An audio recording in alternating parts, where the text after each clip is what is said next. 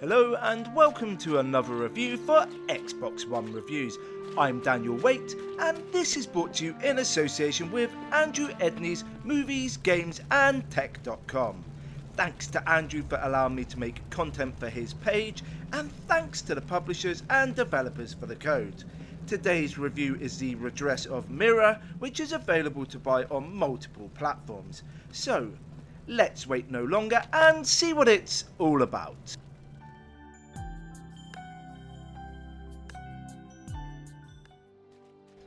Rarely does a developer create a perfect surreal space. Normally, they are not immersive enough or they don't allow your imagination to run free. However, Tonguc Bodur is a rare talent who creates magical dreamlike arenas. Luckily, I've played many of his games and I looked at Drizzlepath Deja Vu in November 2021. I adored this beautiful game and as such was thrilled to be offered the Redress of Mira. Developed by Tonguc Bodur and published by Eastasiasoft Limited, this is a surreal walking simulation title. What's more, it flits from first to third person perspective and has some puzzle and combat mechanics. Yet, its core concept focuses on its rich story, drip-fed lore and creepy and unusual environment. As such, it comprises many key Bodur elements. I love a dramatic tale and the Redress of Mira is as powerful as its peers, yet it allows its surroundings and environment to do much of the work.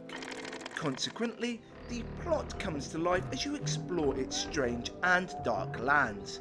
On top of this, the surreal medieval setting is merely a front for a much darker and sinister story.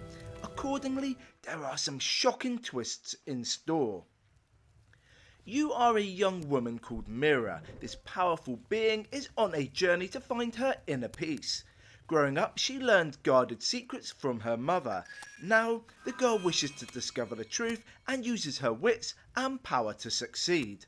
Furthermore, by reading extracts from hidden books and studying long-forgotten images, she can make sense of her existence. Bodur is renowned for his stunning settings and immersive worlds. Thankfully, the Redress of Mira retains this model. Moreover, its dreamy and mystical setting is enhanced by a lack of guidance. Consequently, you'll wander through an odd world that is full of bizarre imagery, dangerous creatures, and grim secrets. On top of this, these strange nightmares and snippets of lore are fascinating. What's more, the use of still images and extracts from each tome was confusing but interesting. At times, the two unique elements appeared fractured and strange. However, its shrouded nature worked perfectly with the eerie plot. There is lots to love about the Redress of Mira, yet there are plenty of unfortunate shortcomings as well. The simple puzzles, weird radioactive mana-inducing rabbits and lackluster combat let it down. Moreover, the third-person perspective is awful and the action and animation are laughable. Unfortunately, many of the environmental-based puzzles require little to no thought process. Accordingly, you'll fly through every problem with no issues whatsoever. Additionally, the luminescent rabbits are weird and poorly explained. These mana-carrying beasts power your wand and allow you to open pathways, activate switches and fight. In theory, this should be an interesting, albeit odd mechanic. But in reality, it was a damp squib that never worked. On top of this, the appalling combat is tedious, clunky and poorly thought out. A not so hilarious Benny Hill chase culminates in a fallen warrior, some harsh words and little else. Thankfully, the only saving grace is that this only happens 3 times. Rarely do I find fault with Tonguc Bodur's work, but each of these elements is terrible, rough and poorly executed. Thankfully though, the rest of the game is well conceived, otherwise it would be doomed to failure. Music and sound effects are mind-blowing. The soundtrack is a spectacular blend of aggression, romance and fantasy. Subsequently, I adored this amazing and immersive treat. Though the UI and button layout is well thought out, the navigation was somewhat clumsy. Therefore you'll collide with the scenery and hit hidden walls and generally get stuck. As such, the immersive nature of the game is ruined.